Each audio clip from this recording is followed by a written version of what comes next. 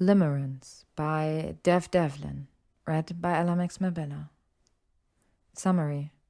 It does not surprise him at all to know that Hermione Granger has come to think herself half in love with him. But it is not to last, and it is that night, on the night of the school's annual Halloween dinner, that he knows that Hermione Granger's opinion of him is about to rapidly shift. And how could it not? Because at his feet there is a dead boy, and she has seen it. A Tomione Fanfiction. 1. He knows her. How could he not?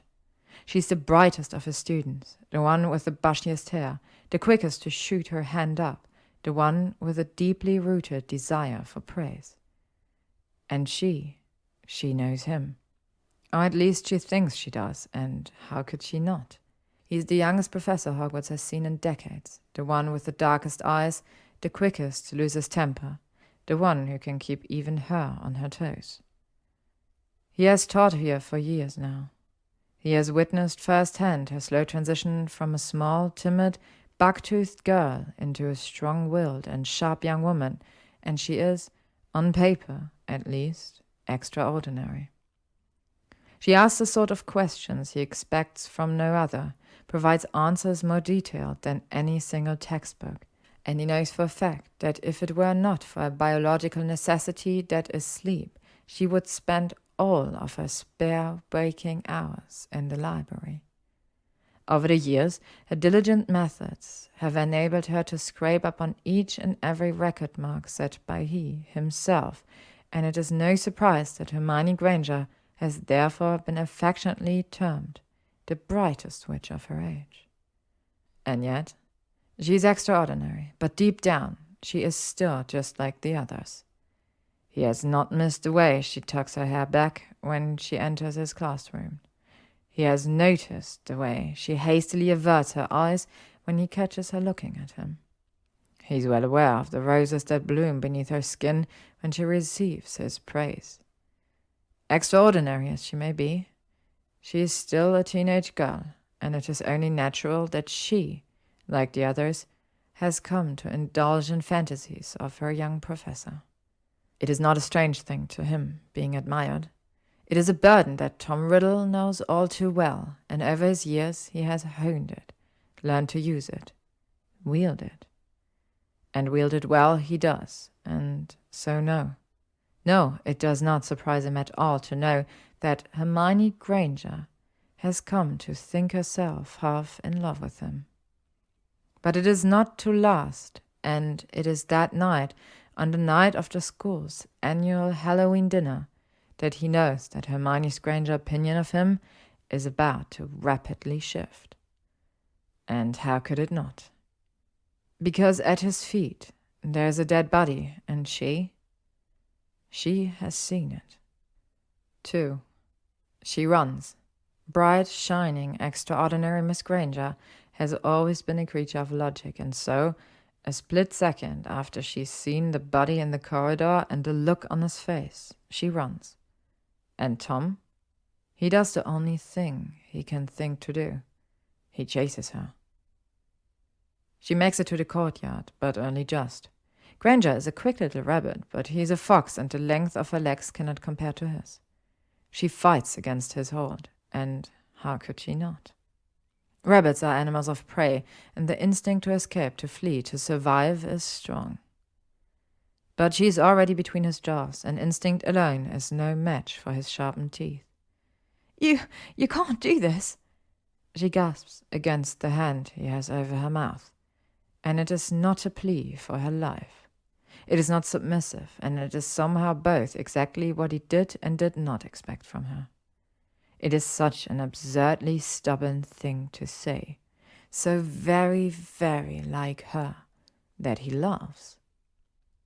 And it is precisely then that he struggles with her.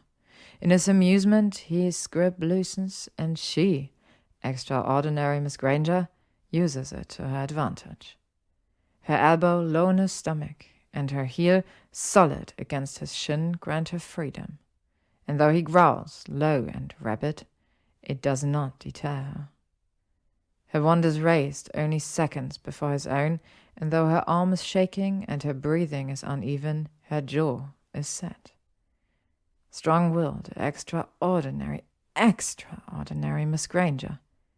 He would have laughed at the end of any other student's wound. But he cannot see any amusement in hers, only sheer determination and blind, foolish bravery, and maybe something else, something restrictive and chafing. When he disarms her, he does so quickly, silently, and her wand is out of her hand before she's even realized it. But once she does, for the shortest of seconds, he sees anger. But then she is retreating, backing up against the castle wall, and though the action is submissive, almost fearful, she still holds her chin high and says in between pants, You can't kill me." The statement, bold, stubborn, and fearless, makes him want to clasp her neck between his hands and snap it. Not because it is an order, and how dare she think she can order him of anything.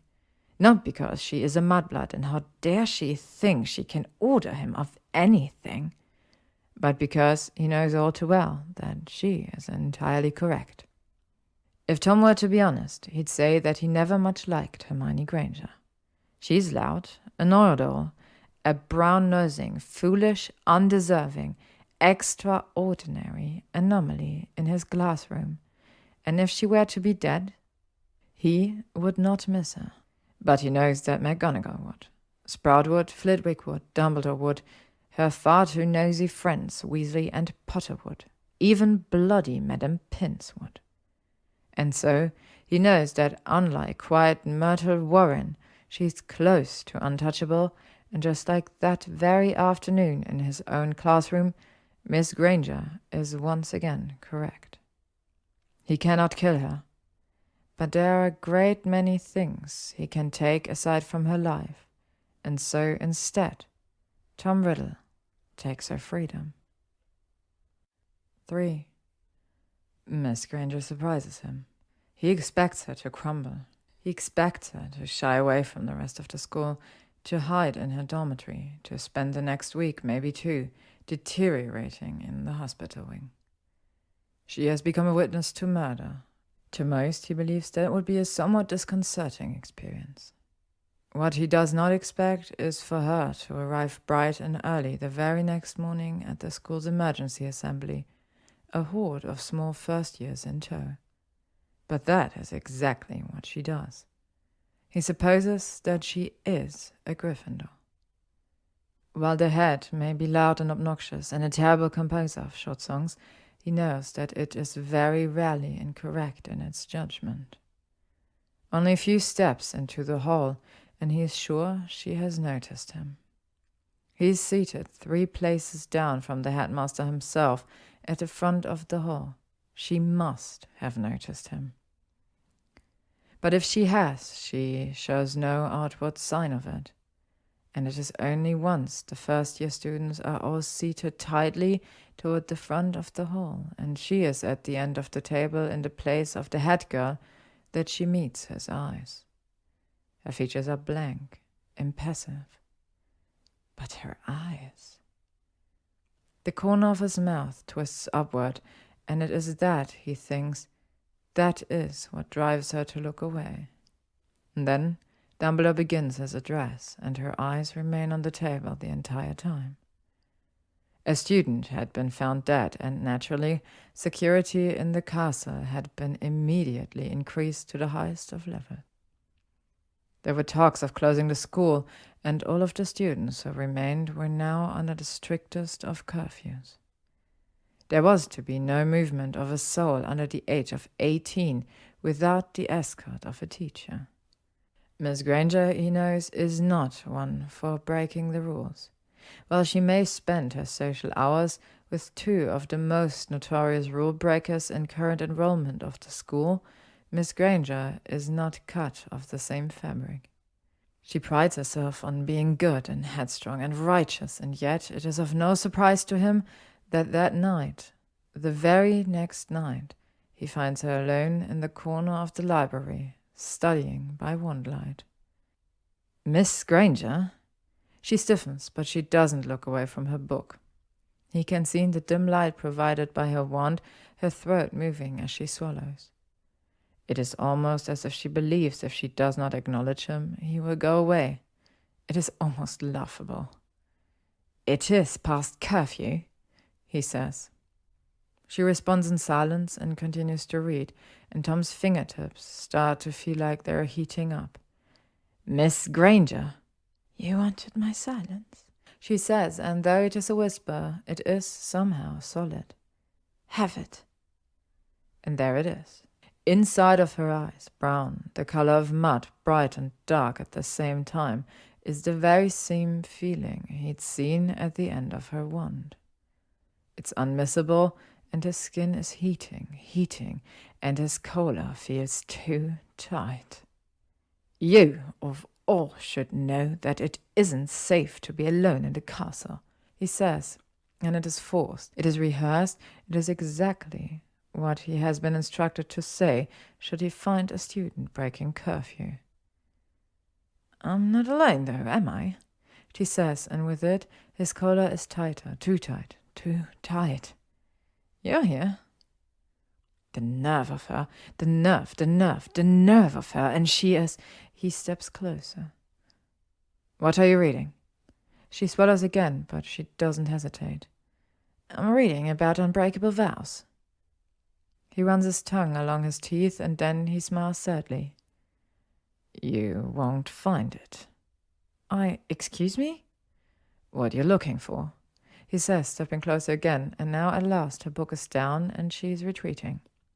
"That is what you're looking for, isn't it? How to break one." She blinks quickly and only stops retreating when her back hits the row of shelves. "You won't find it." He's close enough now that even in the shadowed light he can see her eyelashes. "Go back to bed, Miss Granger." She's trembling now. He can see it. She is like a leaf. But then... You won't get away with it," she whispers, and his breath hitches. "Professor Dumbledore will figure it out, even without me." Oh. She has surprised him again. Stubborn, strong-willed, extraordinary Miss Granger. He looks over her features, her nose, her lips, though he did not consciously intend to do so. It is also not conscious when he draws his fingers to her cheek to brush the hair from it. "If I were you, Miss Granger..." His mouth feels strangely dry, and he is the one swallowing now. "I would sincerely hope that he doesn't." She leaves then. She leaves at a speed that is very close to a run, and Tom, he stays there in the corner of the library for hours. 4. Tom doesn't enjoy teaching. 6 years he's been doing it now, and with each one that passes, he feels his patience for it withering away, wearing thinner and thinner. That isn't to say he doesn't enjoy the magic. He does. And it isn't to say he doesn't enjoy the castle. He undoubtedly does. What he doesn't enjoy is the students. They're ignorant, naive, slow, and tiresome, and if it were up to him, many of them wouldn't have stepped foot in Hogwarts to begin with, let alone have made it all the way to 7th year. Miss Granger included. But that day, the first day of classes after Warren was found dead, and 1 week after having found Miss Granger in the library reading about unbreakable vows, Tom is itching with excitement as the students file in. He has a unique lesson planned for today, and it is for her. He is sure she won't enjoy it. "When we think of the dark arts," he begins loudly, dramatically, and the murmuring class falls silent, "we typically think of the extremes. Humans are selfish creatures, and as such it is only natural that when we think of the dark arts, our minds instinctively edge towards poisons, torture, murder, magic that we perceive as being directly dangerous to our own well-being." He paces when he speaks, and though he isn't facing her, he can feel that she is watching him. "But what we don't typically consider when we think of dark arts is the inherent power of our own words." He faces the class then. Does anyone have an idea of a way by which our words alone may classify as dark arts? He scans the class, and when he reaches the front, he sees that for once Miss Granger does not have her hand up. But what she does have is fire in her eyes. He licks his lips. Nobody? He follows up, watching her pointedly. Not even you, Miss Granger. A few students in green laugh. No, sir, she says, and her voice is tight. No, I don't think I have a single idea of what you could possibly mean. That's a shame. He doesn't lift her eyes from hers. I was so looking forward to your opinion this time. He looks away, then to survey the class, but before he does, he notices that her knuckles are white around her quill. I'll try again, shall I? Would anyone be kind enough to provide me with an example of a magically binding contract? This time, in response to this question, there are several hands in the air, and he doesn't need to call on any of them before one speaks out of turn. A marriage contract, sir? He nods. Correct, Mr. Malfoy. I have 2 points to Slytherin. The chalk hovering in front of the board curls around the words marriage vows. In certain pure-blooded circles, the vows one makes in his or her wedding day are often not only legally binding, but also magically. But generally speaking, marriage vows would not constitute as dark magic. Anything else? A more timid hand shoots up. Sporting competition, sir? Ah, yes, also correct. Well done, Miss Parkinson. Have another 2 points. He says, and she, like Miss Granger would have done only days ago, smiles as her cheeks redden. Many competitions, such as the Triwizard Tournament and the Quidditch World Cup, utilize magically binding contracts in their entrance conditions, but yet again, not dark, not dark. He waits until the chalk finishes its writing before he again watches the class expectantly and sees no further hands in the air. There is another branch of contract that we are missing from our short list, he says, and he glances over to see that though Granger's skin is now furiously pink, her mouth is firmly clenched shut. An important one, the one that I would like to focus the rest of today's discussion on. Any ideas? The class is quiet. Anyone? There's even a hint for you in plain sight upon the board. When still none of his students speak, he smiles. Vows, he eventually answers himself, come in many varieties, many other than marriage vows. He slowly crosses the room and leans against his desk. These can be innocent enough, ones made through simple oversights in our words, and might never be formally recognized as magically binding. Or they can be actionable, made by our actions, as is the case in what we would call a life debt. But they can also be entirely intentional, as in the case of marriage vows, or in the case of honorable sworn vows. The classroom is again quiet, the void filled by the rough scratching of quills on parchment, and Tom lets his eyes brush over the class one more time before he asks broadly, What can you tell me about unbreakable vows? An open question, anyone may answer. They're unbreakable. Malfoy draws, and a few around him stifle their laughs. But while they laugh, Tom cannot help but scratch the itch to find Miss Granger once more. She is glaring. She is every bit as furious as he expected her to be, and it is marvelous. Yes, Mr. Malfoy, they are unbreakable, he repeats, and it is with a great deal of effort that he tears his eyes from hers. And Draco, if you would be so kind, what do you suppose would happen if you attempt to break an unbreakable vow? Malfoy's smirk fades, but only slightly. It's pretty obvious, isn't it, sir? You break one, you die. He grins at that. To some, it might seem obvious, to others perhaps less so. But yes, you are again entirely correct. 5 points to Slytherin, he says before he circles back around his desk. And with that, we have our next extended answer essay piece. I would like 3 feet of parchment on my desk by 4 p.m. on Monday of your own personal opinion on the potential benefits and limitations of an unbreakable vow, the situations in which one might use them, and of course, their dangers. There is a collective groan among the class, and she.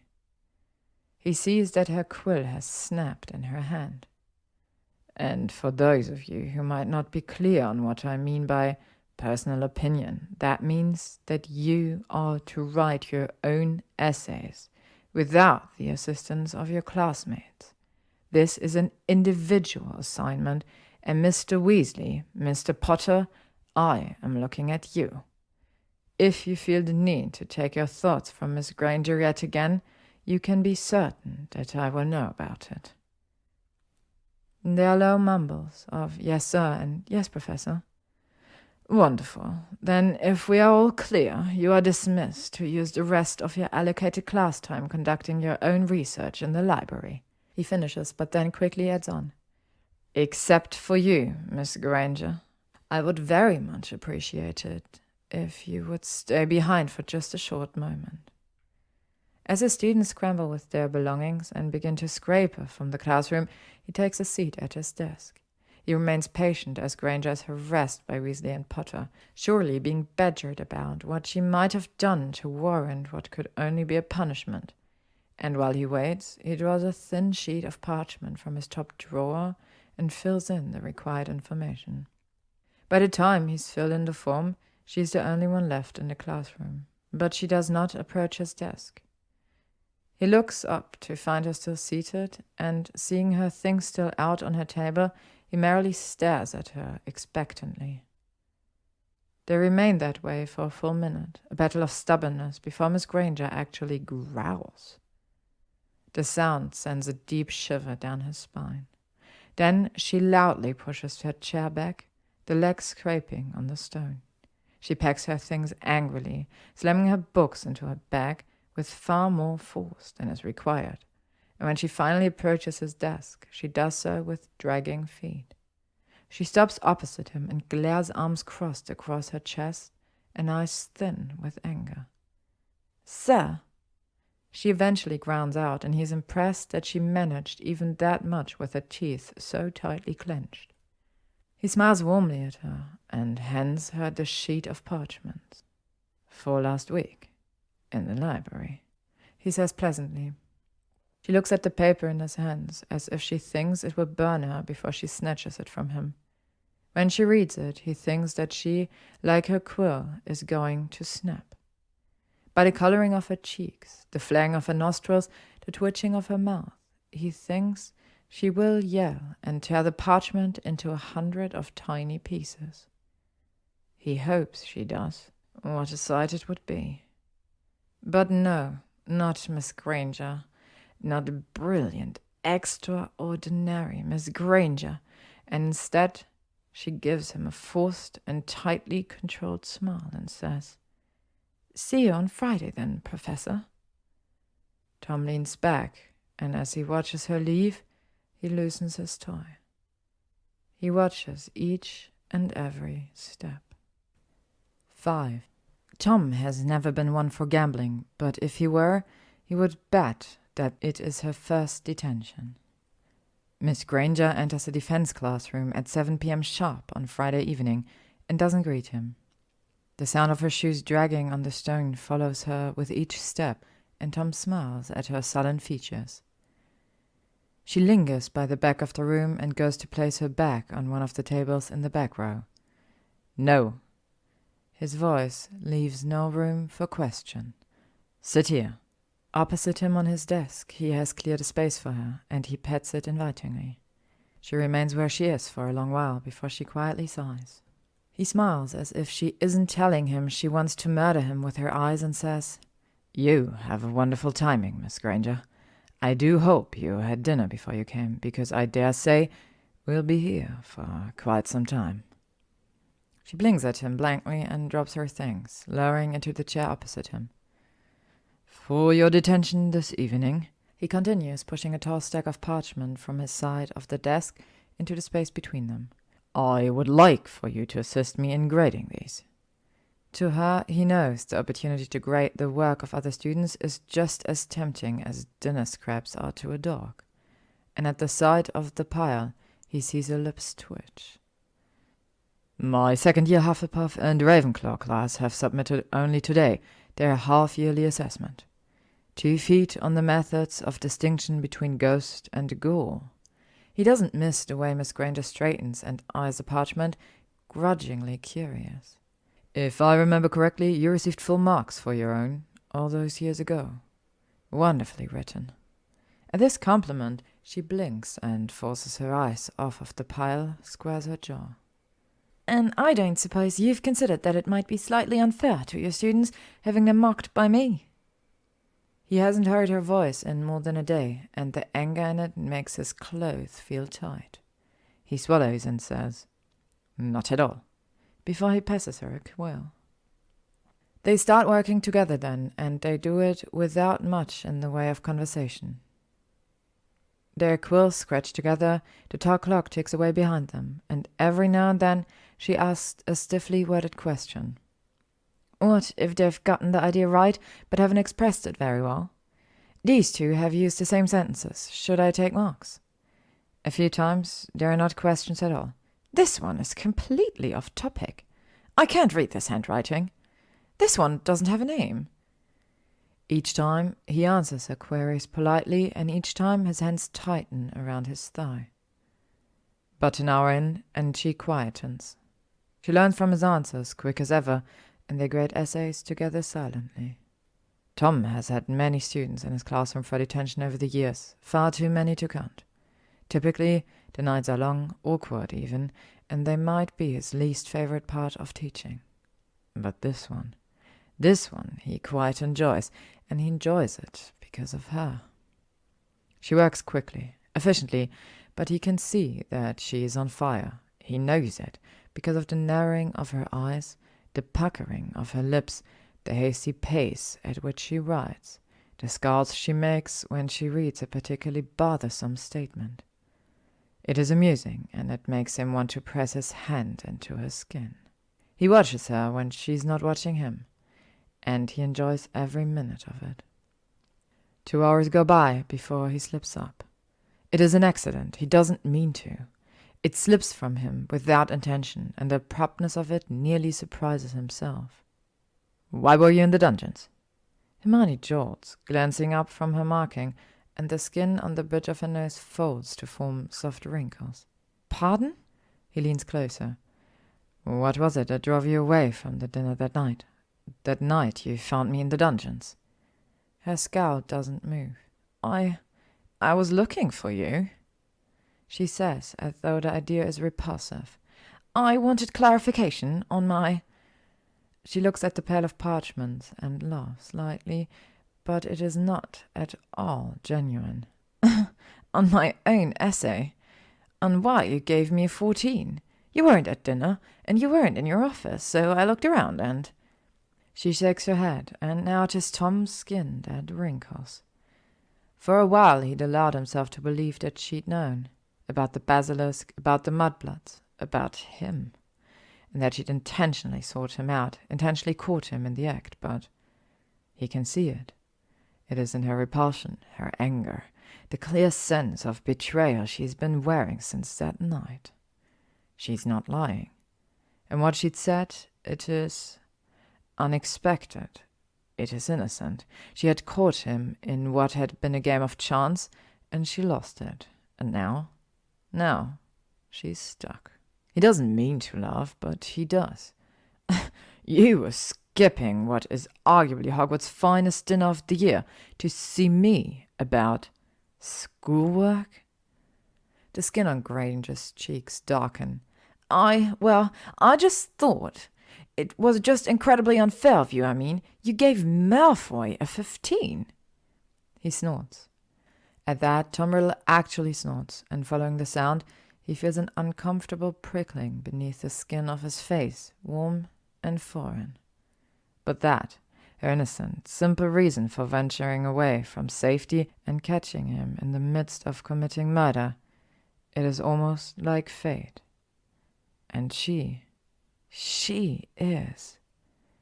And then he's laughing. He cannot stop. and it's just like the heat that she started, the one festering under his skin. And she is so... "Oh, I'm so very glad that you agreed to our vow, Miss Granger," he says in between his laughs, and she is rearing back from him now. "I would have hated to have killed you." Her chest is moving visibly. She's blinking away what look like tears, and she's looking at him like she wants to run. And when she does, he doesn't stop her. He lets her go, and after she is gone, he leans back and breathes as though he is starving. She has taken the air with her, he thinks, as he removes his tie. She has taken the air and left her fire beneath his skin, and he's burning. He doesn't sleep that night, and it is because of her. Her puckered lips, her reddened skin, her heaving chest.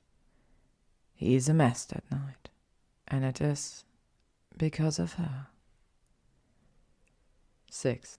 After his meeting with Dumbledore that afternoon, Tom is in no mood for his students. Dumbledore had not been subtle. While the rest of the professors might adore him and take anything from him as fact, Dumbledore has, on no occasion, made him feel like a trustworthy member of staff. In this meeting, he'd made it plainly obvious that his opinion of Tom has not changed. "Perhaps to find the culprit, we need look inwards." "Inwards," he said. "Inwards." The other professors had not heard it, but he had, and he'd heard it loud and clear. Dumbledore did not mean inwards, as in considering the students, as the others had assumed. No, not inwards as in considering the stuff, but inwards as in those present there and then in his damn office, in that damn meeting. Tom's fists tighten. Dumbledore suspects. Professor Dumbledore will figure it out, even without me.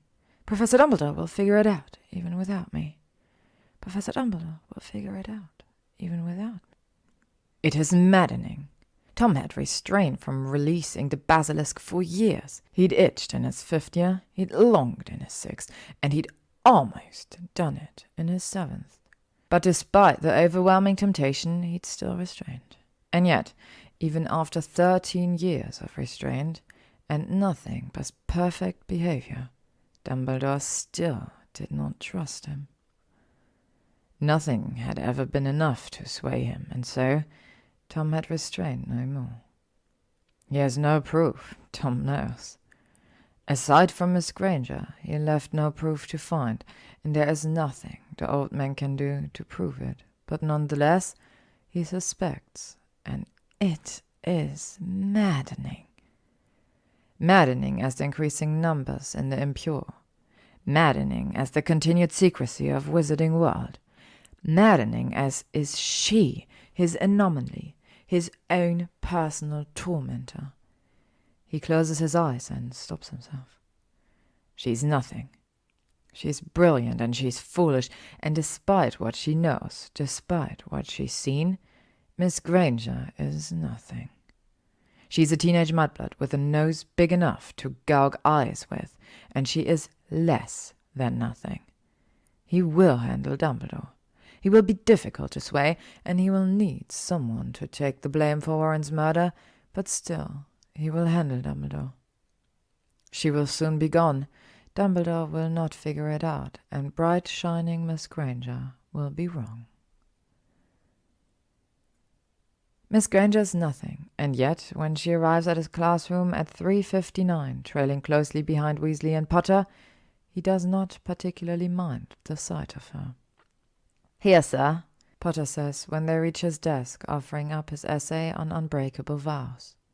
Tom takes it and looks down at it only briefly before Weasley says, "Wrote it all on my own, Professor," and hands his over too. Miss Granger doesn't say anything, merely handing him a wad of folded parchment she'd pulled from her bag. "Thank you, Weasley, Potter, Granger." She does not meet his eyes, and so Tom glances at the clock. Considering you've technically entered on time, I won't take any marks, though next time might I advise you meet the deadline with something more tangible than the length of Weasley's attention span. You should have your marks by Wednesday. Yes, sir, grumbles Weasley. Thanks, Professor. Potter looks to be fighting a smile. Miss Granger's silent. He waves them off, and the three of them scarper as hastily as they arrive. Tom doesn't give in to the temptation to immediately look at hers, knowing that if he were to start, he wouldn't be able to finish reading before his next class arrives. Instead, he adds the essay to the growing pile on his desk. He looks back up at the sound of trailing footsteps to see that Miss Granger has stopped in the doorway. When she turns back to look, features guarded, he smiles. She returns it with a scowl, and then she's gone. Tom stays up late that night, marking the 7th year essays, and it is tedious. It is still an effort to restrain himself from flicking through them to find hers, but he manages, instead using it as motivation to continue and marking them in the order by which they've been handed to him. Eventually, he reaches Potter's familiar sloppy handwriting. The essay gives him the beginnings of a headache, and he scrawls a neat 10 in the upper corner by his name. He reaches Weasley's. Tom stops reading 2 paragraphs from the end and writes a tight 7 in the corner, underlined by a "See me after class." And then he lifts Weasley's off of the pile and reaches Granger's essay. His fingertips are hot when he unfolds it, and at the very same moment that he does, a sudden low gurgling escapes from his throat before he even realizes it. It is the shortest essay she's ever handed him. As he continues to stare at it, his gurgle becomes a laugh, and then he laughs, and he laughs. It is 2 words long. It is only 2 words long, but those 2 words ignite something in him that is tight and hot and foreign, and he doesn't think he can contain it. "Fuck you!" He puts the parchment down to pull at the skin of his face. He closes his eyes, and she has surprised him. Strong-willed, foolish Miss Granger has again surprised him, and she is just EXTRAORDYNARY.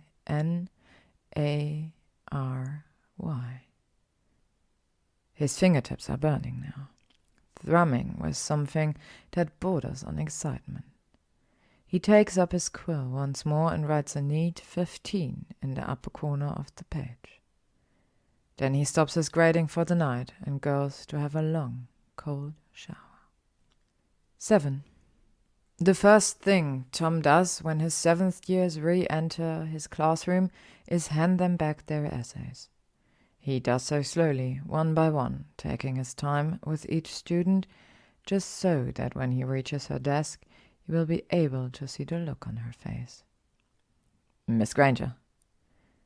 She looks up at him, and she looks guilty.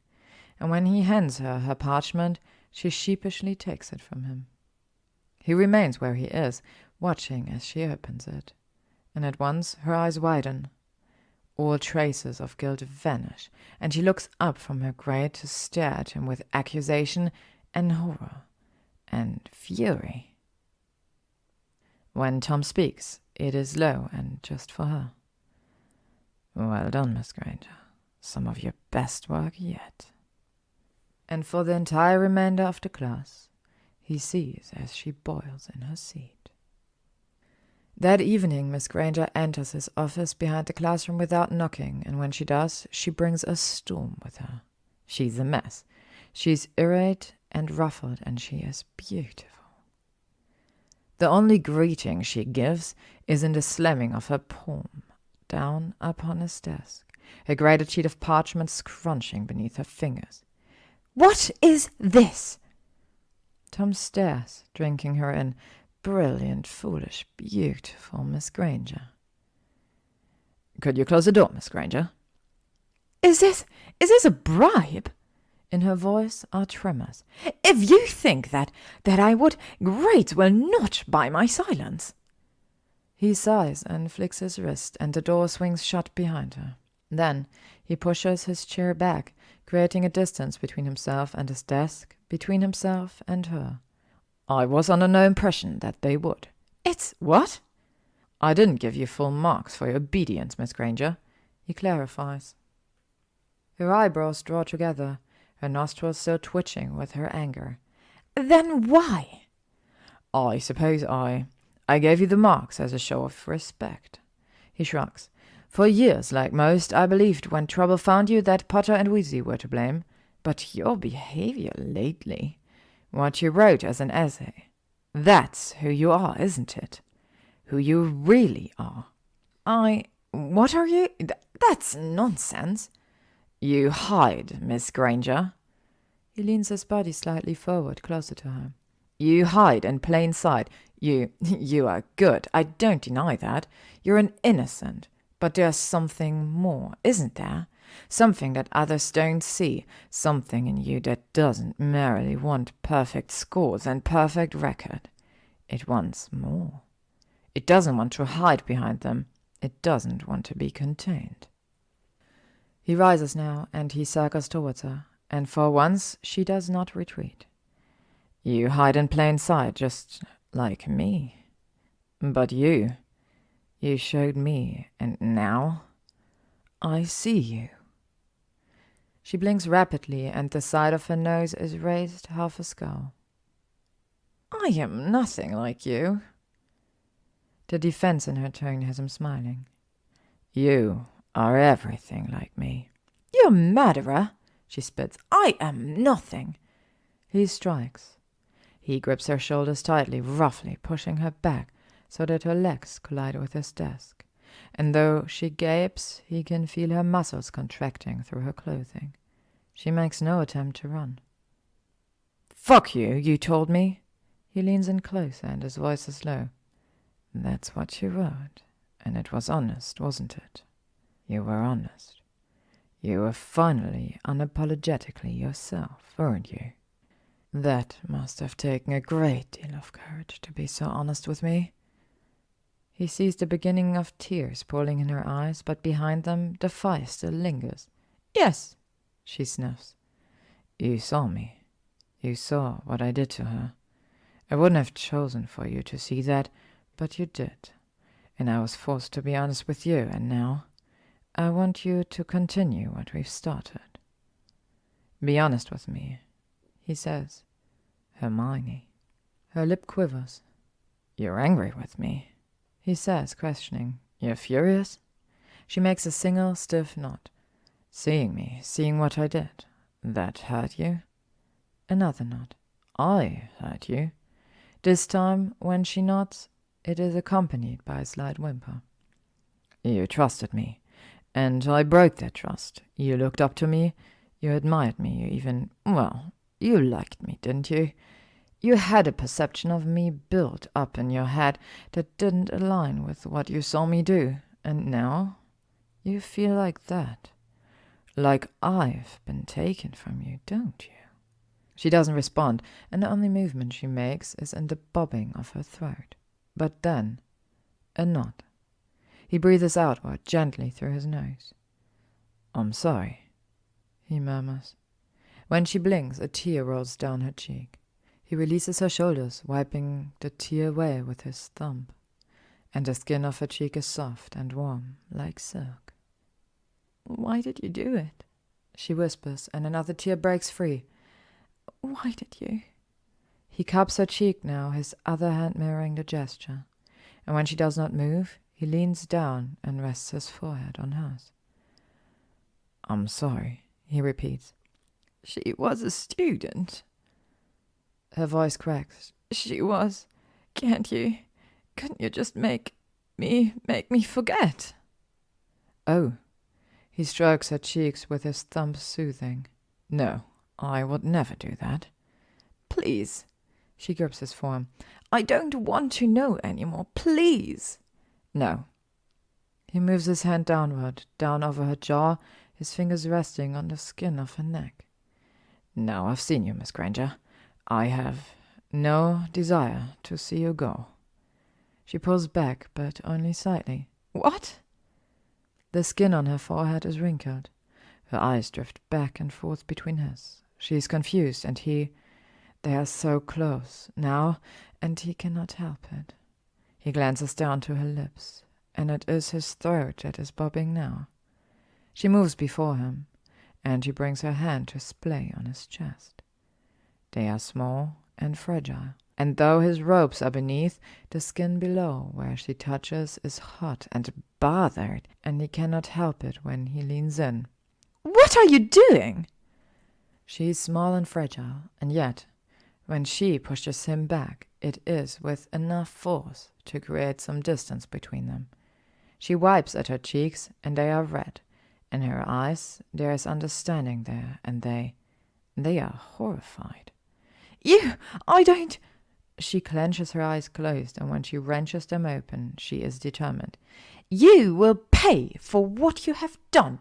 You're a monster, and they will figure you out. And you disgust me, and I want nothing to do with you." When she leaves, she slams the door behind her, and though she is gone, the storm she'd brought with her lingers in the office. It is hot, and it is thick, and she is beautiful. And as he drags his nails down over his face, he doesn't think he can breathe. He wants to follow her. He wants to chase her like he did that night and wrap his hands around her neck and finish what he should have done then. But she is a distraction. She is nothing, but she is brilliant, and she is beautiful, and she is extraordinary. And he doesn't think he can finish it. Not anymore, and he hates her. He does not follow her. Tom does not forget the feel of her. She is small and fragile, and warm and soft, and he will never forget it. Her face between his hands, her forehead against his, her hands on his chest. He cannot stop thinking about it, and the relief his hand brings him that night is no relief at all. 8. Tom does not see Miss Granger in his classes for a week, but he knows she is still around because he sees her from a distance at breakfast and at dinners. Intentionally missing classes is unlike her, though he supposes that a great deal of her behaviors lately have been unlike her, and so Tom allows her to have her time. It won't be long before she will come back, he knows. Her nudes are scheduled in 5 months' time, and he is sure that she would rather gnaw off her own hand than fail her nudes. But even still, he finds that her absence is equally as distracting as her presence was from his teaching. Without her in the front row, his attention is not drawn from the other students. He does not find himself glancing back to the front row every 5 minutes, and it is refreshing to see the other students fill in the gaps without her there to answer each of his questions. Yet, he spends more time than he should wondering where she is instead. Multiple times that week he had to ask his students to repeat their questions, as he was too lost in his own thoughts to hear them. Multiple times he had to forcibly silence the voice. "Where is she? Where is she? Where is she?" and reassure himself that she was avoiding him because she simply needed time to process. She would come back. She would come back, and when she did, she would be most apologetic for keeping him waiting. She would come back, and when she did, all would be right again. It is not until the following Monday morning, 2 weeks after his last encounter with Miss Granger, when Dumbledore requests to see him in his office, that he learns where she's been. "Take a seat, Tom." Tom does as requested, gives a perfunctory smile. "To what do I owe the pleasure?" Dumbledore crosses his wrists, resting them on his desk. "A certain matter has come to my attention, one revolting around a student, Hermione Granger." Tom blinks, and the action is too quick, driven by reflex, and it is telling. "Oh?" Dumbledore watches him analytically now. There is nothing more he can do. To speak any further would suggest knowledge, care, and so Tom waits.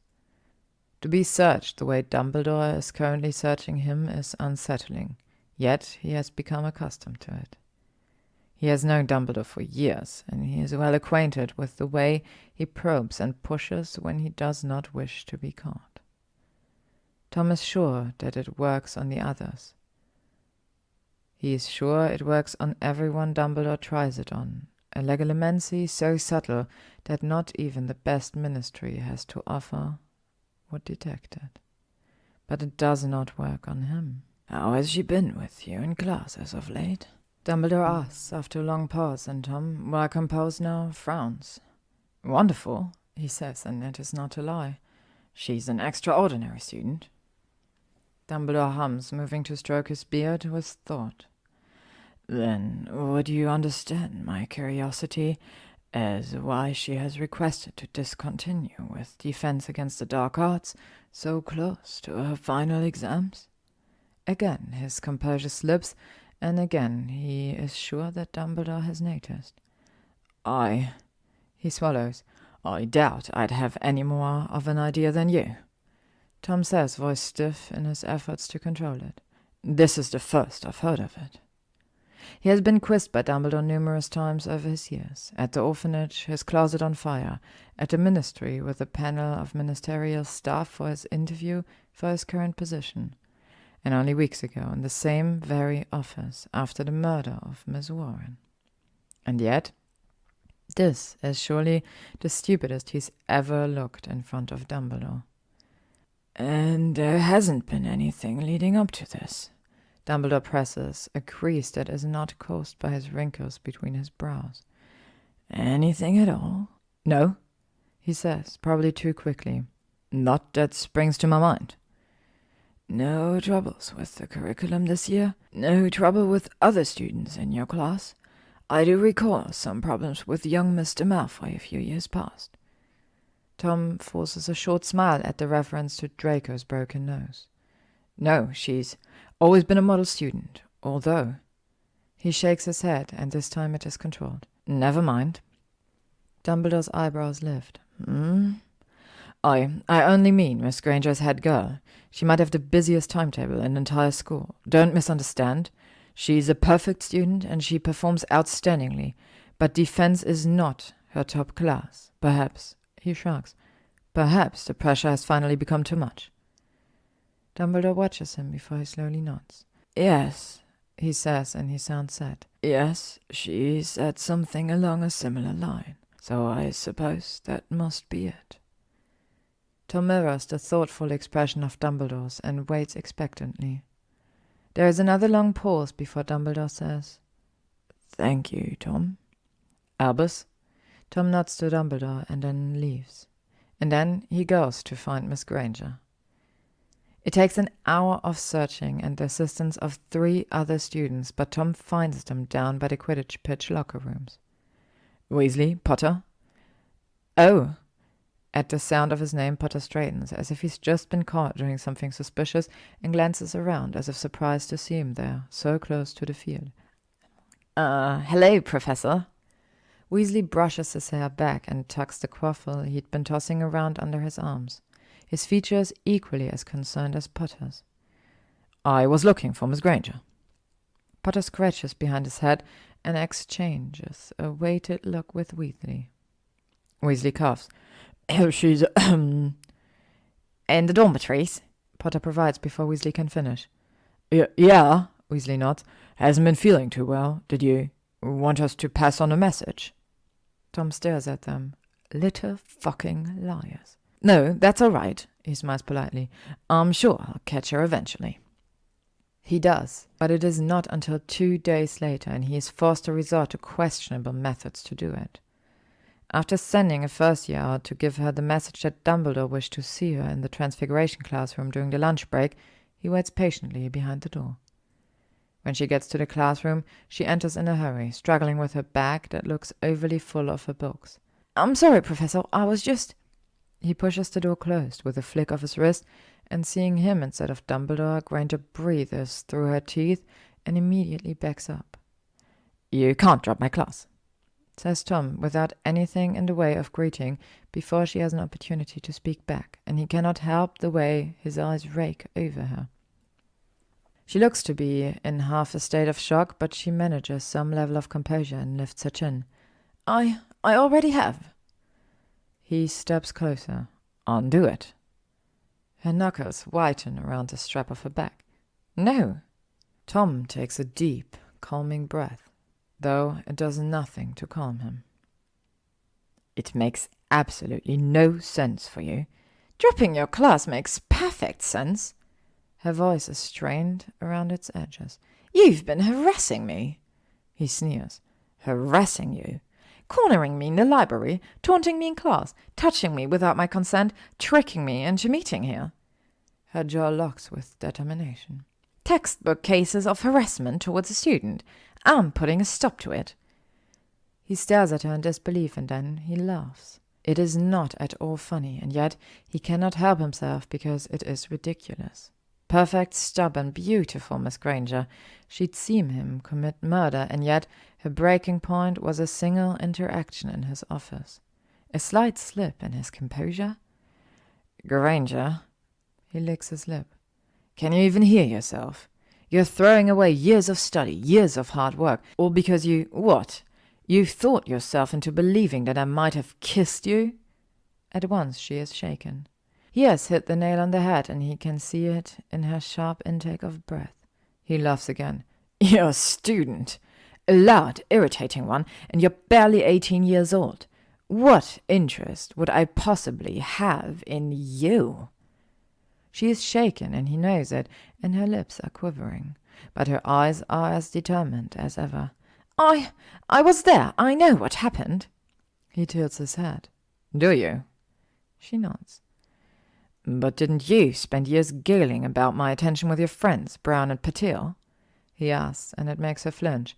You've thought about me kissing you more than just kissing you, endlessly, and so, of course, the first time you're alone with me in my office, you delude yourself into thinking that I would have. Like a deer in the headlights, she is frozen, caught. How do you... He smiles, and when he speaks again, he does it gently. There is no shame in it. You're young, it's only natural. Seeing cues, signs that aren't there. Misunderstandings happen. It's quite all right. Her eyes are wide, her cheeks are flushed, and he thinks he has her. She glances away, and he knows he has her. But then she breathes deeply, as if to calm herself, and bites into her lip. And the next time she meets his eyes, that familiar fire is still there. I'm dropping your class. Her tone is resolute. I graduate in 6 months, and after that we'll never see each other again. I have kept my word, and I will continue to keep it as per the condition of our vow, and then that will be that. He isn't smiling anymore, and he cannot help it when he steps towards her. No! She steps backward, eyes him warily. Whatever you want from me, whatever this is to you, it's not in my head, and I know it, and I want no part in it. He stares. Brilliant, brilliant, Miss Granger. She holds her chin in a way that says that she thinks she has won, and so he changes his tactic. Why not? The quiet sounds abruptly loud at the question, and she straightens, confused. If it's not in your head, if it is something that I want, if I did want to kiss you. He glances at her lips. Then why not? She swallows, and again he knows he has taken her off guard. You're a murderer. He nods. Yes, I am. But that isn't it, is it? He steps another step closer. That's not what this is it? He advances further before she can stop him, taking her jaw between his hands the way he had in his office. She pulls back, but not enough to free herself. She doesn't step away, ever the curious one, and his lips spread wide. No, he murmurs. It isn't me that disgusts you, what I am, no. The problem for you is that you do want this. Me. You want me more than you ever did before, and that's it. She blinks rapidly now, and the shaking of her head is subtle, barely there. You can't lie to me, Miss Granger. I see you, clearer than you see yourself.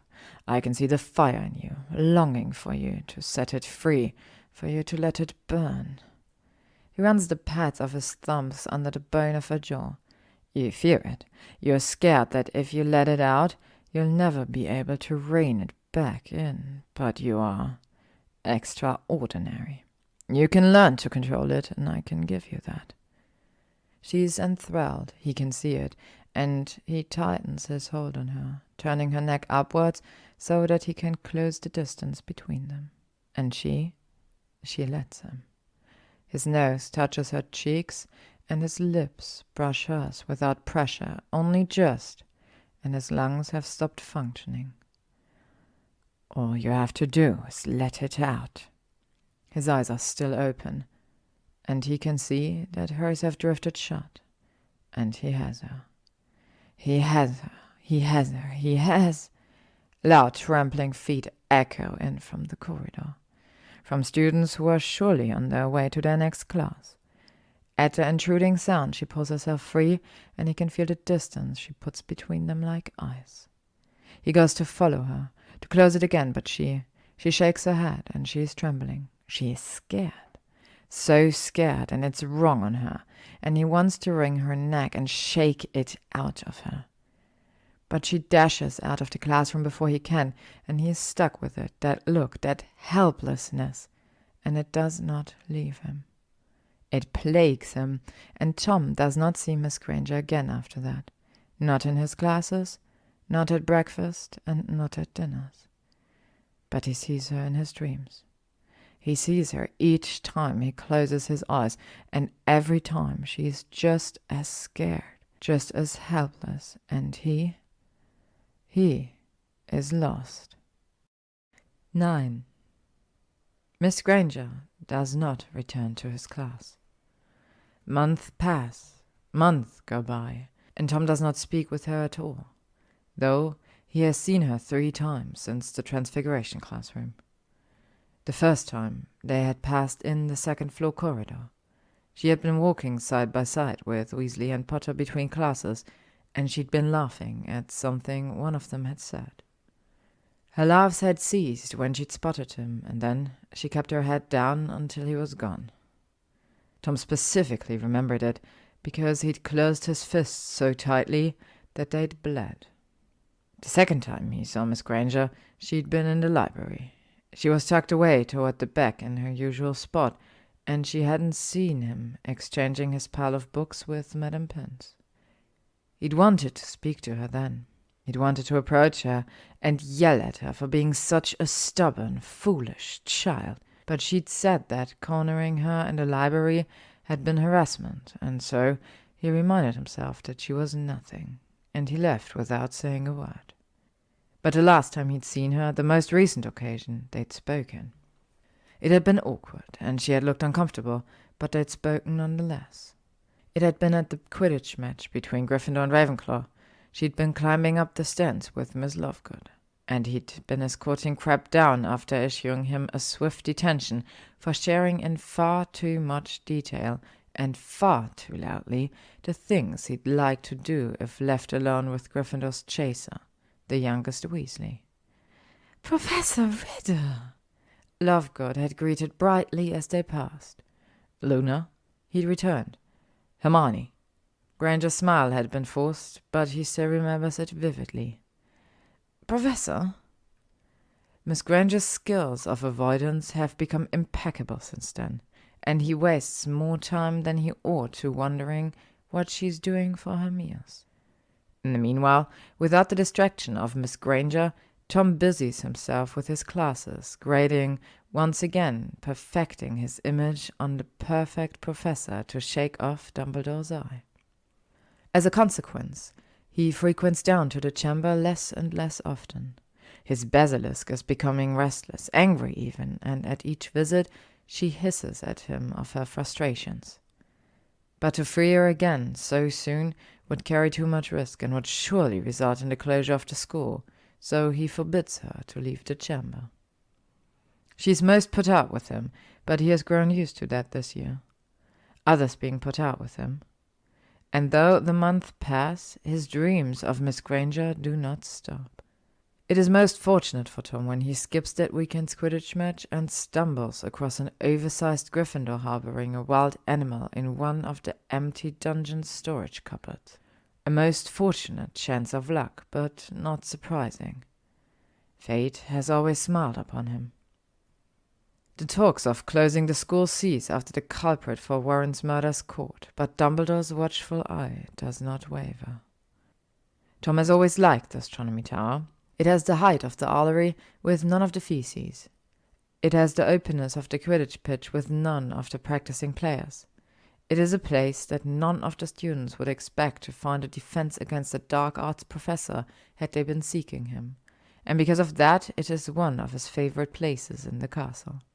That morning the sun rises over the mountains, the sky reflecting a soft shade of pink. There are thestrals flying over the forest in the distance, and over the castle to the west, parliaments of owls circle, various packages and envelopes clutched between their claws. It is peaceful watching them. Turning in a student to take the blame for you? At the breach of serenity he whirls around, and she's there, an angry, poised lioness. Beautiful, beautiful, awful Miss Granger, and he isn't immediately sure if she's another dream or not. Yes, he says tiredly, not having the energy to argue, and though seeing her, speaking with her, has been all he's wanted over the last few months, he turns back to the view. Have you no shame? Don't you feel even the slightest bit of remorse for what you've done? She demands. You weren't satisfied with taking just one student's life, but now you take 3? He scoffs, but with the wind, he is sure she wouldn't have heard. Remorse is for the weak, he mutters. She makes a sound, indignant, scandalized, and at once it seems to bury itself in his mind. Another way in which she will torment him later in his dreams, he is sure. I should tell them, she threatens, and though he isn't looking, he can hear it, how close she is to crying. She's always crying, and it is infuriating. About you? About everything? He closes his eyes briefly and then turns to her. Go on, then, he hisses, and she flinches at his tone. Tell them, and they will watch as you crumble and turn into nothing. She does not respond, and the wind blows her hair back from her face, back far enough to make the red rings under her eyes seem more prominent. But it doesn't deter him. Will they miss not old Miss Granger, the girl with the big nose who once had so much promise, who dropped dead without finishing what seemed to be the most important sentence? She looks as though he slapped her. There is a part within him that wishes he had. I don't think so, he answers himself as he steps closer, and his hands are trembling now. I think they'll be glad to see the end of you. I know I will. Her features twist, contract with hurt and anger and disgust, and then, just as he thinks she will cry, she spits. His eyes close in reflex, while her saliva meets its mark right on his cheek. When he opens his eyes, he sees her rage. It is disarming. It is so, so beautiful. Fuck you! The moment is gone. Tom wipes her spit from his cheek before it can freeze onto his skin, and then he licks it from his fingers. Many sleepless nights later, after another one which felt that it would be endless, when there is only a month until the end of the school year, Tom thinks about leaving. Everywhere he looks, she is there, horrified, scandalized, distraught Miss Granger, and surely there is not much more that Hogwarts has to offer him. Surely he will be better off out of its restrictive walls, away from Dumbledore's watchful eye, out of the space that she has been. He will take his basilisk with him when he goes, he decides. She will not like to leave her home after so many centuries, but she will not like to sleep again either, so he thinks she can be convinced. Travelling with a basilisk will not be easy, but he is sure he can manage, and he could show her the world. They will find somewhere where she can hunt every night, where neither of them will have to hide, and he will finish what he started when he cursed the Riddles down. Lord Voldemort will rise at last, at long last, and he will excise all memory of Miss Granger. She is nothing, nothing, nothing, nothing, and she will soon be nothing. He thinks about it all morning. He thinks about it throughout his 3rd year Slytherin Gryffindor class, and then he thinks about it through his 4th year Hufflepuff Ravenclaw. He thinks about it during his marking in his free period, and when classes break for lunch, he has decided. He's going to do it. He will write his resignation that very day, that very lunch break, and he will be free. Free from Dumbledore, free from Hogwarts, free from her. When he ventures down from his classroom towards his chambers in the dungeons, he does it in a hurry. He takes the stairs by twos, he squeezes through the congregations of students without pause, and he takes a shortcut across the courtyard towards the stairs by the Great Hall. He makes it halfway across the yard before he abruptly stops. On the other side of the courtyard, his eye has been caught. And like the nightmare he cannot wake from, the fire festering under his skin. She is there. Stubborn, awful, beautiful Miss Granger. The bench she is sitting on is in the sun, and her hair seems to glow. There's a red tinge to it in the light he can see, and it matches the red on her uniform, her freckles, her brown eyes. And then, just as he has taken her in, she laughs. It is light and it is carefree, youthful, and though he has seen her laugh countless times over the years, it seems oddly as if this, now, is the first time he's seen it. It's wild and raw, and at the sound of it, the muscles in his stomach constrict. But it is then, when she laughs, that he finally notices how close she's sitting with Weasley, and his hand. It's on her thigh. It is not low, not on her knee. It is not in the middle, not in the way one might grip someone's thigh after they told an exceedingly funny joke. No, Weasley's hand is higher, high enough that his thumb is surely brushing where her thighs and hips meet, and it is high enough that had he spotted Malfoy sitting with a girl in such a way in the open school grounds, he would have deducted points.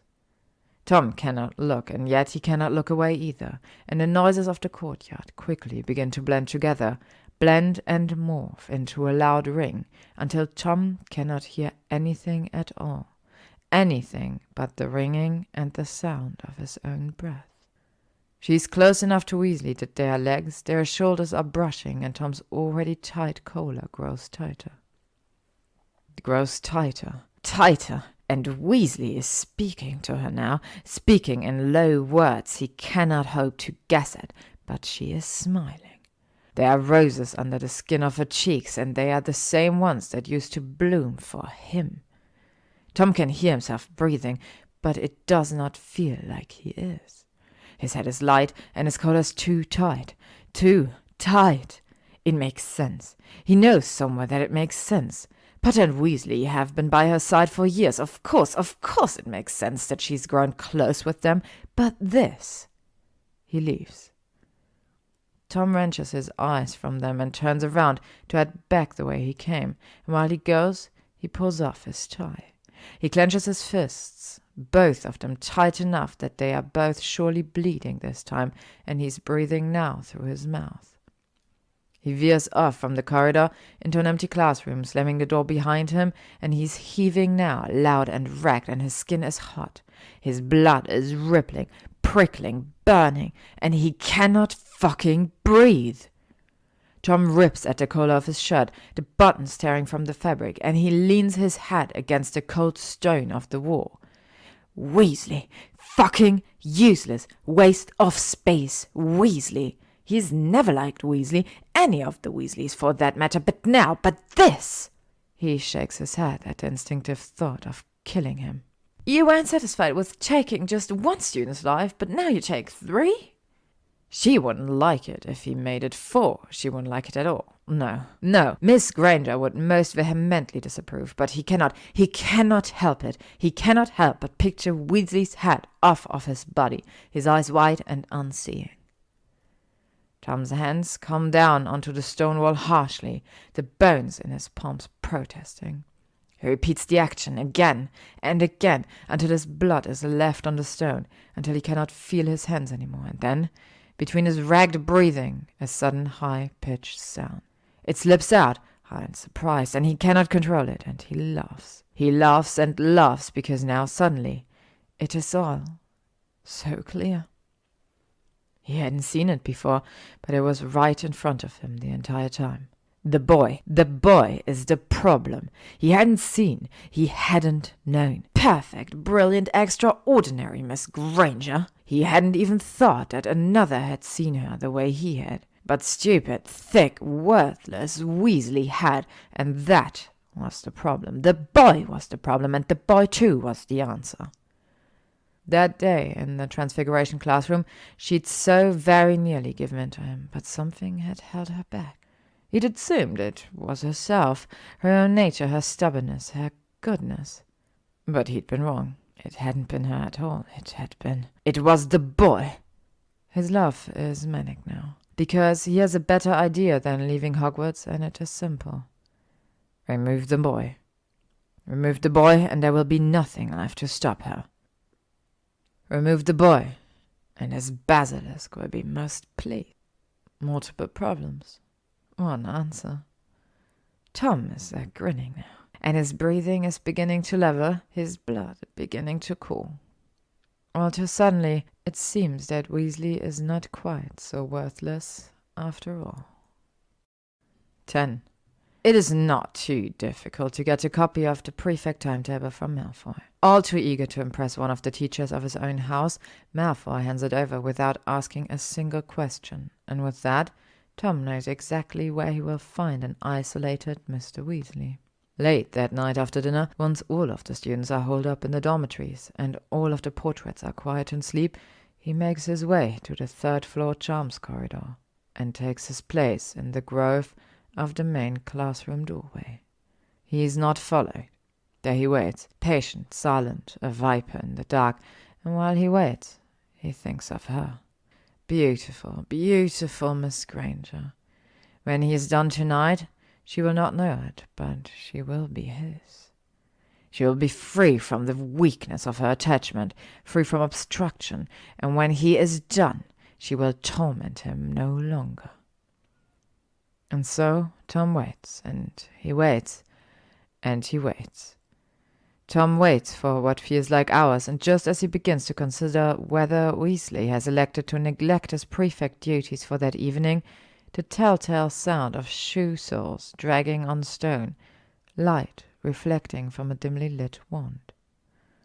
Tom smiles. Then he steps out of the doorway. Shit! Weasley jumps, and Tom is almost pleased in seeing that his classes can't have been a complete waste of time, because he very quickly raises his wand. But then there is recognition, and his wand is back down. Oh!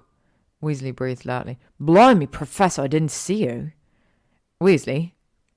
It is a good thing the corridor is almost pitch black, for if it were light, Weasley would surely see the excitement in Tom's blown pupils. Prefect duties? Yes. Weasley nods. Sir, 50 more minutes. It's a good night for it, says Tom. Quiet. I trust your rounds have been uneventful. Yeah, found a big old rat, though, by the armor. Weasley gestures back the way he'd come to where the entrance to the armor gallery is. Though it might have been someone's pet, and I tried to catch him, but he took a good bite of my thumb and he got away. Tom frowns as Weasley shows him a small bloodied gash on his thumb. He clears his throat and doesn't comment on it. If you aren't busy, would you mind assisting me for a moment? He asks instead. Downstairs, there's a broken bit of magic in the plumbing of one of the bathrooms. It looks to be an easy fix, but it's one surely in need of 2 hands. Ron seems to need a moment to process what he'd been asked. Well, I'm still just on rounds, and no offense, sir, but Malfoy can be a bit of a git when we don't finish our assigned rounds, so I think I should... It'll only take a moment. Tom gives a reassuring smile. That's what he'd normally give to his first years. I won't say a thing. Malfoy will be none the wiser. All right, then. Weasley looks uncertain but shrugs. If you think I can help. Tom grins and doesn't hesitate to begin to lead the way back to the stairs. Oh, I am most certain that you can. When the basilisk feeds that night, Tom watches until she is done. She leaves no scrap behind. When Tom wakes the next morning, he does so languidly, leisurely stretching out his muscles one by one, and he feels more relaxed than he has in months. That breakfast passes as most do, slowly, uneventfully, and he makes small talk with Professor Sinistra while he takes his usual coffee and toast with scrambled eggs on the side. He does not see Miss Granger. He is in an excellent mood, and on that morning he gives out more points than he has in the last 3 months put together. His second and third years are most pleased. The weather that morning is bright, and although the grounds are still coated in a thin layer of snow, the sun is out. It is shaping up to be a picturesque day, and it is not until lunchtime that he is quietly pulled aside by Minerva. She brings him into her office and gently tells him that a student has gone missing. She tells him not to panic. She tells him that it is surely not a cause for alarm, not now that Miss Warren's murderer has been caught, that the two incidences are certainly unrelated, that seventh year dropping out from their studies before their newts is quite a common occurrence. But she also tells him that to be safe they need to conduct a search, and she tells him that they are searching for Ronald Weasley. Naturally, Tom does all that he can to assist. While Dumbledore and the other professors search the castle, he accompanies Minerva and Severus into the forest to search between the trees, between the roots, in the inside of the caves of the forest's known beasts. Together they search all afternoon and all evening, and they search well into the night. They do not find him. 11. Days pass, and there's no sign of Mr. Weasley. And to Tom, there's no sign of Miss Granger either. With each day that passes without a sight of her, his disappointment in her grows. It grows and grows, and by the time a full week has passed, he begins to wonder whether he will see her again at all before she graduates. It is his own fault, he knows. What he'd done had been reckless. He took one of her comforting shoulders from her, and was foolish enough to leave the other intact. It had been short-sighted of him. He should have taken both. That week Tom uses his sleepless night to think over how he will rectify his misstep. To do so with such little time remaining in the term will be difficult, and more difficult still will be covering it up.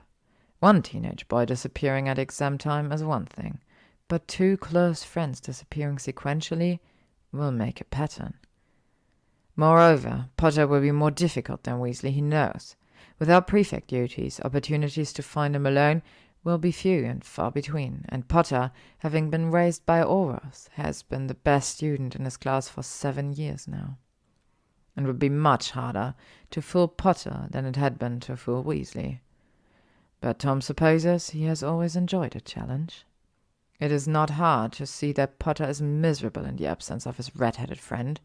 Without Weasley by his side, he barely pays attention to his classes, and after dismissing his 7th years for the final time that week, Tom watches the way Potter dawdles out on his own, avoiding conversation with his classmates. That is how he will strike, he decides. He will offer Potter an open ear. He will get him alone and reassure him, comfort him in his time of need, and then, when his guard is down, he will snuff him like a candle. On Saturday evening, Tom sits alone in his classroom. He cannot recall a time in his life where he slept so poorly, and having been busy all day with assisting his students with their nude preparations, by the time the clock strikes 8, the thought alone of making the journey back down to his living quarters in the dungeon makes him groan through his teeth. He considers sleeping there at his desk, but quickly thinks better of it. His neck would never forgive him. Slowly he picks up his desk and tucks his quills into his drawer. He pulls his cloak from the back of his chair and shrugs it on, and just as he stifles a long drawn-out yawn, a timid knock on the classroom door. He rolls his eyes. He doesn't know how many times he needs to explain to Miss Abbott and Miss Bones that his office hours are between 9 and 6, but apparently he will have to do it at least once more. The door cracks open before he can speak, and behind it is not Miss Abbott, and it is not Miss Bones. At the sight of Miss Granger, Tom's lungs empty. "Can I come in?" she asks, even though her head is already in the room, and he swiftly notices the patch of skin under her eyes, and around her nostrils are red, raw. He nods. Of course. She slips inside, and when she closes the door behind her, the hairs on his neck begin to prickle with excitement, his tiredness quickly forgotten. I take you've heard about Ron? She speaks quietly, and though she did not word it as a question, he nods. Professor McGonagall and Professor Dumbledore have said it's likely that his classes became too much, and he's decided to leave the school, the way Fred and George did. His family's keeping watch at home, and they're keeping an eye out in the other known communities for any sign of him. Tom stays silent, watching each and every move she makes like a man starved, while she cautiously approaches him. But I don't. She sighs and puts her back down before she meets his eyes, the action seeming to take some effort. I don't think that's what happened. If Ron were to have left, he wouldn't have left his things behind. He would have said something, if not to me, then at the very least he would have to Harry. She steps closer, stops only an arm's reach away. It takes every ounce of his self-control not to close it, and the way she's looking at him makes his mouth run dry. I don't think he ran away, she states. Then, he says, voice hoarse. What is it that you think has happened? Her eyes move, searching him, and he thinks she's focusing on his lips. I think he's dead. When she speaks, it is calmly and with control. And I think it's because of you. At the accusation, he angles his neck, goes to deny it, but then she steps even closer, close enough that her chest is almost brushing his. I saw you. The other day in the courtyard, through the bushes, you were watching us. Her voice is quiet, and as close as they are, Tom has to lean closer still to hear her. I think it made you jealous. I think it made you angry, and I think you did to him what you did to Myrtle. The whites of her eyes are red. She looks as if, like him, she has not slept. There is a lump in his throat, one he cannot seem to swallow down, and it is a strange, uncomfortable sensation, one he can't remember having felt before. You told me once that you wanted me to be honest with you, she whispered. And I was. Now it's your turn. Now I want you to be honest with me. She is so close, so close. Hermione, is he gone? She breathes. Did you do it? I. When he swallows, it is loud. I did it for you. She exhales, then quickly, shortly, and with it there is a low whimper. But she doesn't falter, she doesn't break. She doesn't even look surprised. As if it is nothing less than she expected, she glances away, licks her lips, and then she nods. Reaches out then, fingers under her chin, and he turns her to force her eye. Are you going to kill me too? He swallows. The mass lodged in his esophagus has grown in size. He shakes his head. But you want to. She's barely whispering now. That's what you said. You'd be glad to see the end of me. No, Don't you know what you're doing to me? Can't you see? He moves his hand to the side of her neck, and she is warm, soft, and fragile. I want to help you. I want to free you. I want to kill the part of you that is holding you back. The part that cared for that boy. The part that keeps you in line, makes you weak. The voice in your head that stops you from being who you're meant to be. The one that tells you no. Her lips are parted. She is frowning, and she is confused, and he thinks this is the moment she will run again. This is the moment she will cry and yell and accuse him of awful things and threaten him with Dumbledore. But then, how would you do it? She whispers, and again he is surprised by her, and he's blinking like a fool. How would you kill it? He actually moans then, because she is extraordinary. Extraordinary, strong, ruthless Miss Granger. I can show you. He leans closer, barely leaving an inch between them. But you have to choose it. You have to want it. She pulls her lip into her mouth, and when her teeth close around it, his breath catches. Show me, she murmurs, He cannot help it. He cannot help the smile that grows on his lips. He cannot help it. He cannot help it. And then he kisses her. She makes a sound low in her throat, and it is hesitant. But she doesn't pull away. She doesn't pull away. She doesn't pull away. And just as he couldn't help kissing her, he doesn't make a conscious decision to push her back against the desk behind her and pull her flush against him. Her small hands tighten around his shirt, and the groans he makes then are rabid. He doesn't know what he's doing, but he knows that what he does mustn't be awful, because when he slides his hand under her t-shirt and up along the line of her waist, under the strap of her bra, she moans into his mouth. And then her legs wrap around his hips, and he's pressing against her, and she's warm and inviting. And when she rocks her hips against him, he claws at the desk to stop himself from coming in his pants. And she is so beautiful, and tells her low, lost murmurs he has no control over. Mine, beautiful, extraordinary. The exposed skin of her thighs at the crook of her hips is softer than anything he could have ever imagined. Yet it is nothing compared with the wet heat of her center. With just a touch, it is like a switch. She bucks against him, she bites at his lip, her fingers pull at the roots of his hair, and the sounds she makes. He will never forget them, not ever, not for as long as he will live, and they are for him, and she is his. He is faintly aware of a series of intruding sounds, footsteps, the sounds of a door opening, but he doesn't stop, he doesn't think he can, until Miss Granger uses both hands to shove his chest back.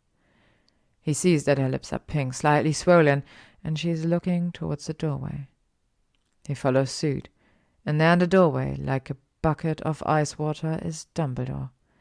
He storms toward them in a fury, and he is not alone. There's a small crowd behind him, 4, maybe 5 others. They are all in a similar dark uniform, and they all have their wands raised, and Miss Granger, she does not look surprised to see them. She does not look surprised to see them. She is smiling. Hermione! She looks at him then, and no longer is she calm. She wipes her lip with the back of her hand, a show of wiping him away, and she is incandescent. You will pay for what you've done, she hisses, and while she says it, the man advances, yet it is her he cannot look away from.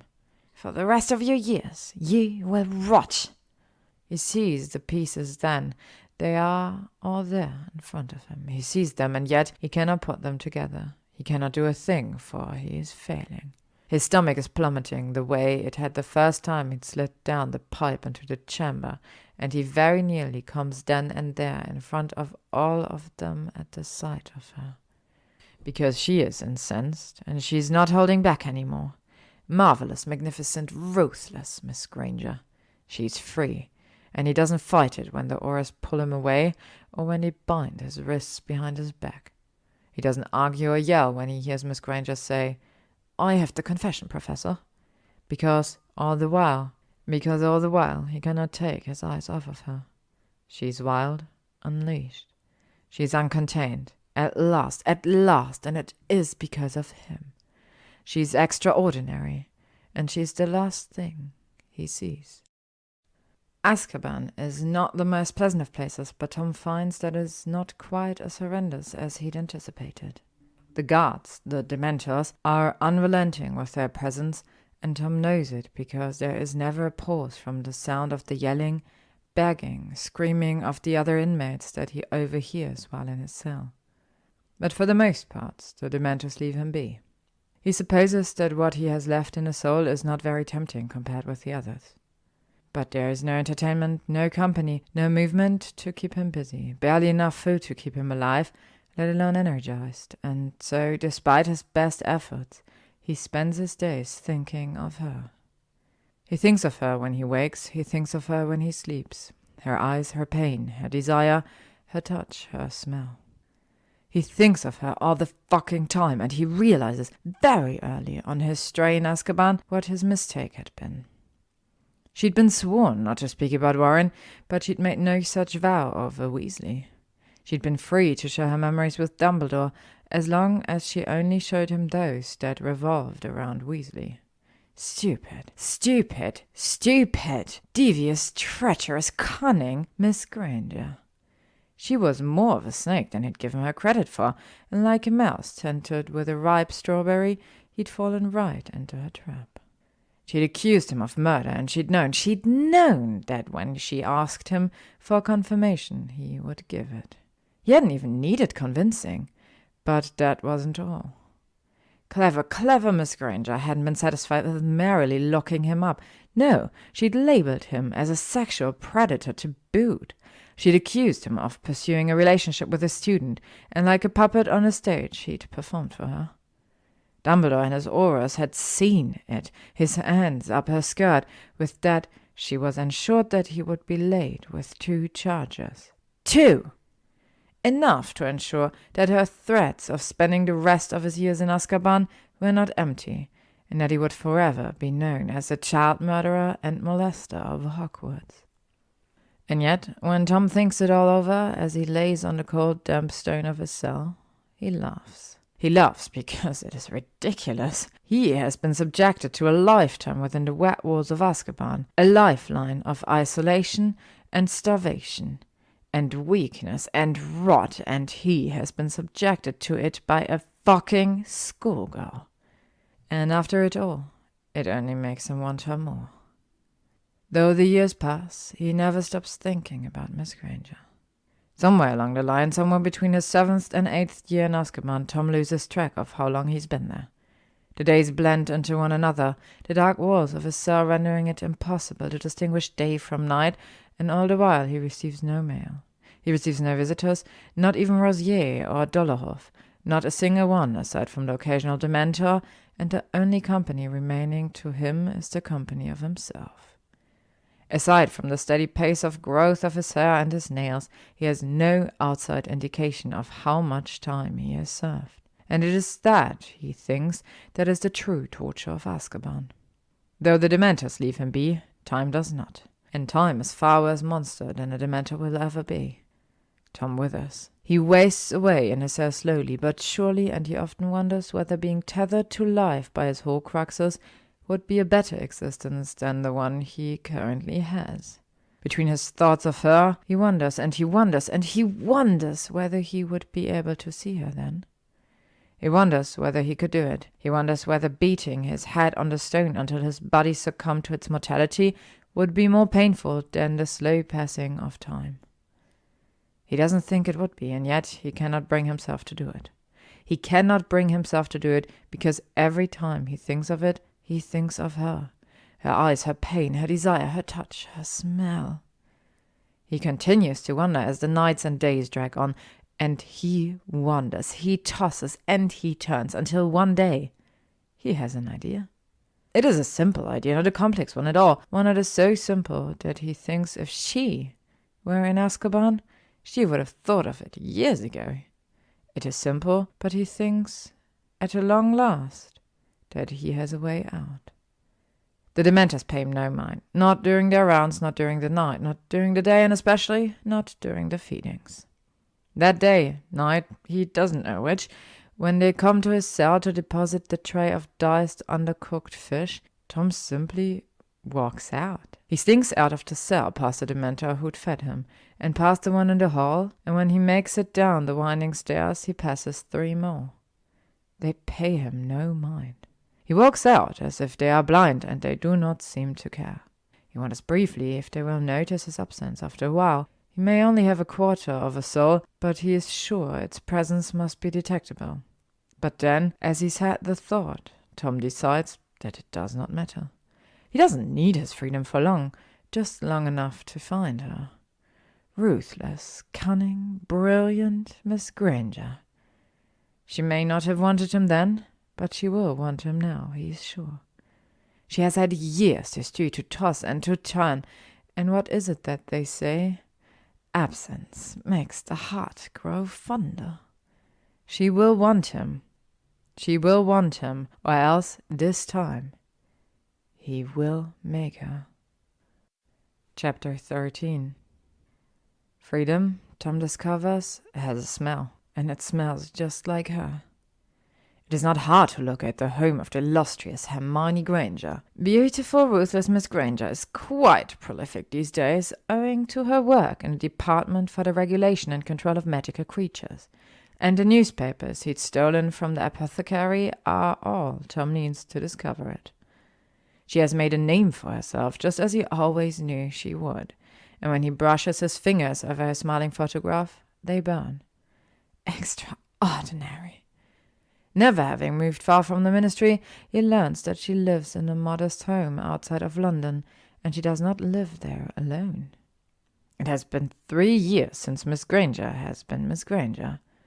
She's married now, and she is married to an animal, a large Bulgarian Quidditch player, a brute.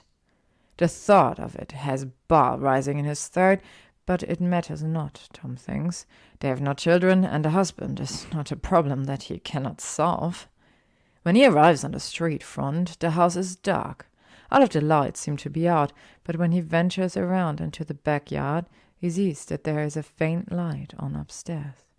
She's here. He knows it. He tries the back door of the house, and he finds it is warded. They are strong wards, solid and thick, but it is he who had taught her to construct such wards, and it is with ease that they disintegrate under the wand he'd stolen with the newspaper. He enters, and the house is warm, decorated modestly. The furnishings are beige, boring, and they are accented with shades of red. His eyes, well accustomed now after years in the dark, have no trouble spotting the pictures on the wall. Family, friends, the occasional newspaper clipping. It tells that she is proud of her accomplishment, and in turn Tom feels the slightest burst of his own pride. Brilliant Miss Granger, brilliant still, after all these years. The light spilling down from the upstairs is dim, and at the soft sound of footsteps echoing from the upper story, Tom's heart hurries. She's here. She is here. She is here. She is here. He knows it. He can taste it. He toes his way up the wooden stairs, and from the landing he sees that there is a slight shining from under a door. A bathroom, he suspects, and he keeps moving forward, towards the open door by the end. The light is on in the room it leads into, and it is clearly a bedroom. It feels like her. He enters without hesitation, and there's another room branching off, an ensuite, perhaps? He scans the room quickly. While he sees no sign of movement, he quickly spies 2 wands placed on the dresser. Tom snatches them both up. Foolish, foolish Miss Granger. Victor! At the sound, Tom's chest constricts. Her voice is muffled and distant, coming from down the hall, back the way he'd come, and yet it is the same. It is the same as he remembers, and she is here. She is here. There is a series of thoughts from within the ensuite, and then in the door appears a man. Victor. He's easily twice Tom's size, and at the sight of a foreign man in his bedroom, the brute's eyes widen with shock. What are? Avada Kedavra! A flash of green, and then Victor falls loudly to the ground. Problem solved, and Tom can feel it in his bones, her proximity, her smell, her fire. He turns away from Victor, going to leave to find her, but then the bedroom door pushes open, and she leisurely walks in. Vict! She stops. A soft moan slips past Tom's lips when his eyes rake over her, and she's not the same as he remembers. She has aged considerably, at least by a decade, and the lines on her face are harder. She is softer, too. Not quite so lean, but he easily recognizes her all the same. His heart is racing now, and his fingertips burn. Miss Granger? She gasps, and she is frozen, shocked into stillness. She is clearly, plainly terrified, and oh, she remembers him. Terrified, beautiful, beautiful Miss Granger. He smiles. I've missed you. What? Her attention locks onto the fallen body by the side of the bed. When she speaks next, it is to the body that she speaks. Victor? Tom licks his lips. You didn't visit, not once, he says, and he looks at Victor. And you didn't wait for me. You, Vic, no, this isn't, you're not. She is trembling now, and she closes her eyes briefly, clenching them shut. Victor! She steps closer, heading toward Victor, but when he steps between them, she halts. Tom drinks her in, and he cannot get enough. But I forgive you, Hermione. Tom murmurs, and then he laughs. Oh, it's been so long since I've... Hermione. He groans at the sound of her name. But she is trembling all over, chest heaving, and her eyes flick down to the ones in his hand. What did you do to him? He's out of your way, says Tom, and when she takes a step back from him, he follows. Don't be scared. I did it for you, Miss Granger. He approaches further still. For us. She glances back down at Victor and closes her eyes, and then she runs. Like all those years ago, she has seen him, the body at his feet, and she runs. And just like he'd done all those years ago, Tom chases her. She has aged and grown, yet she is still quick as a rabbit. But he's not just a fox anymore. No. He is a stuffed, desperate one now, and he catches her downstairs when her hands are fumbling at the front door. She fights him, yelling and thrashing and kicking back at him, but he has been hardened. Years locked in a cell have stripped him of his ability to feel minor pains, and he pulls her against him and turns her around without any trouble. He slams her back against the door, his hands big enough to grasp both of hers together over her head, and she screams. He presses his body into hers, stopping her thrashing, and closes in. I'm a bit put out with you at the moment, Miss Granger, he confesses low into her ear. Now would not be the time to be difficult. Fuck you! She kicks, and he colliding dangerously close with his upper thigh, and he growls. Get off of me, you monster! I don't want to hurt you. I only want... You will get nothing from me. You'll have to kill me. He didn't want to do this. He didn't want to. But she's stubborn, as she's always been. And he thought it might come to it. The wand and the newspaper were not the only thing he'd stolen from the apothecary, and between his struggles with Miss Granger, he manages to reach into his pocket and pull out the small vial. The vial in one hand, and her hair in the other, he wrenches her head back by her hair and forces the bottle to her lips. Drink up now, my love. He pulls harder, forcing her head as far back as her neck will allow, and it does not stop her from thrashing against him. You'll feel so much better. He does not let up. He does not let her go until he knows that gravity has done its job and he has seen her throat move. When he lets her go, she splutters and coughs and spits and retches, and when she is done, she sobs and grips at her head. No, she sobs. No, I will never. He reaches out, gripping her chin once more. Her eyes are clenched shut. Look at me, Miss Granger. Look at me. Her eyes crack open, and soon as they do, he feels her muscles begin to relax. She opens her eyes all the way, and when her eyes meet his, her brow furrows. She blinks, and she looks as if she's woken from a long nap and has forgotten where she'd fallen asleep. But then her features soften, and she breaks out in a smile.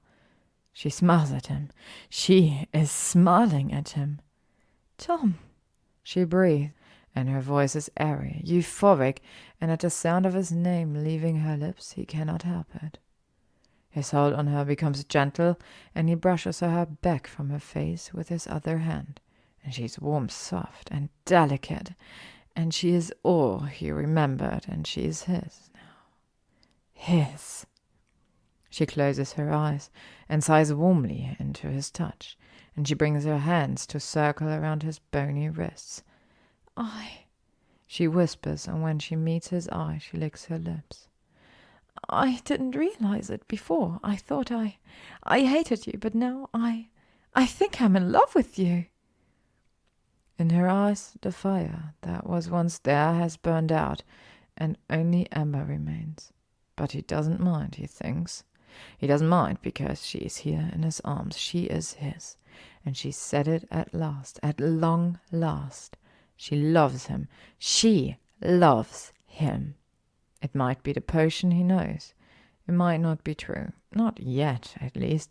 But over time, she will learn. She will learn to be happy. She has always been brilliant, extraordinary, and like everything else he has taught her, he will teach her to love him properly. But for now, only temporarily, this will have to do. And it is enough. The end. Thank you for listening to Limerence by devdevlin, read by LMX Mabella. If you would like to stay up to date on upcoming chapters and stories, you can follow me on YouTube, Spotify, Instagram, AO3, or Tumblr.